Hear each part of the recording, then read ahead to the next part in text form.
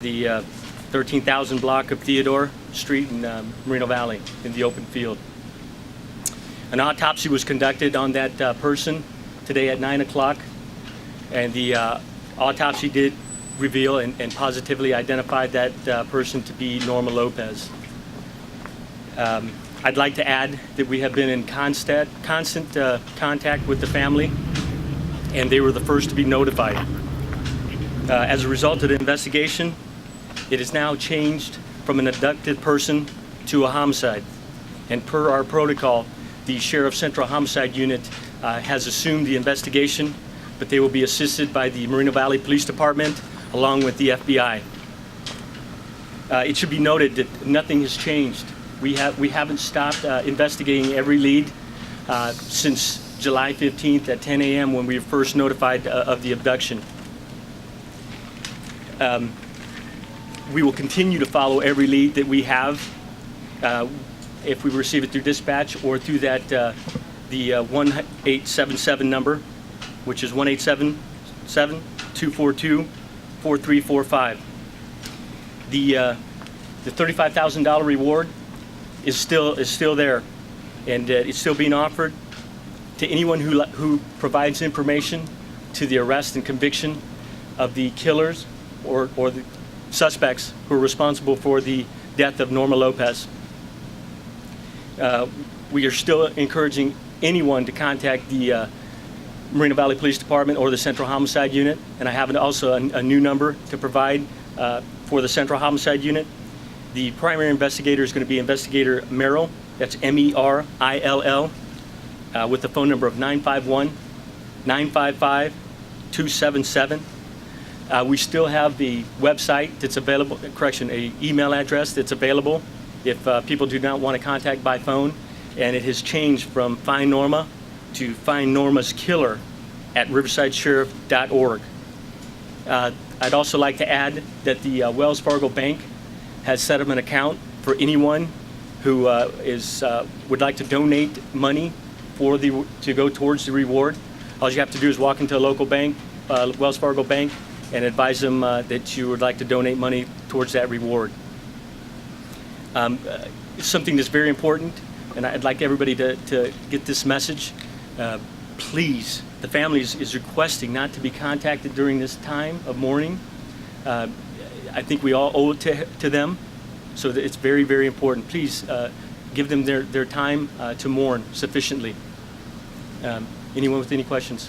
Are we any closer to a suspect or a motive here? Do we think this was random? Well, we're still following every lead, and we do have a few leads we're currently following up that I can't disclose at this point because it's very early on in the investigation. Obviously, we don't want to tip anything off or anybody off, but I wouldn't say we're any closer. How are you able to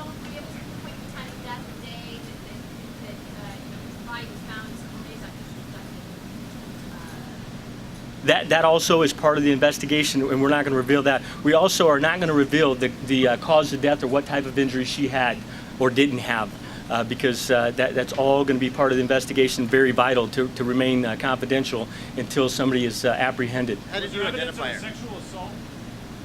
Again, that's part of the investigation. We're not going to reveal that. Now, how we identified her through dental records. Can you do that into the mics, please? Yes, we identified her through dental records.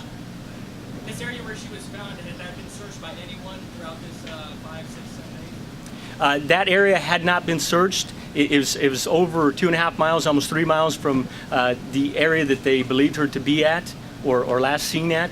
Obviously, the search was spreading, and that area was obviously going to be searched yesterday. But they. How long did you believe that the body was there in that location? I'm not going to provide that information. Sergeant, who found the victim? How do you know that the victim was there? I mean, there's speculations that they, a farmer found her and then a bicyclist. Who found her? There's a resident that lived on the street. He was doing some yard work, some maintenance yard work in the field. That the property actually belonged to him, and he observed it as he was doing the yard work. Sergeant, early on there was talk about a green SUV that you wanted to talk to this drive yet. Is that still We still have not located the subject or subjects driving the green SUV. and we still are looking for that SUV or anybody who has any information. At this point, are you willing to identify any person of interest or any suspects, anybody else you want to talk to, boyfriend, anybody else you want to talk to? It's really early on in the investigation, and we don't want to jeopardize any leads that we may have, so we don't want to tip anybody off. So no, we're not going to provide that information right now. Do you have a suspect then? I'm sorry? The last person who saw her alive. It's up to this point, we know she was seen at school just before 10 a.m. As far as you can tell, does this appear to be a stranger, someone not involved and who is known to her? That's unknown right now. So right, there's no suspects or persons of interest right now? I'm sorry? Are other children and teens in danger in the community? What would you tell parents? Well, I would say this. We haven't caught the suspect who killed Norma. So obviously there's at least a murderer out there. And so I would be vigilant. I would be aware. If I was a parent, I would keep track of my children. I would, do everything I could to ensure their safety. So yes, I would be extra vigilant.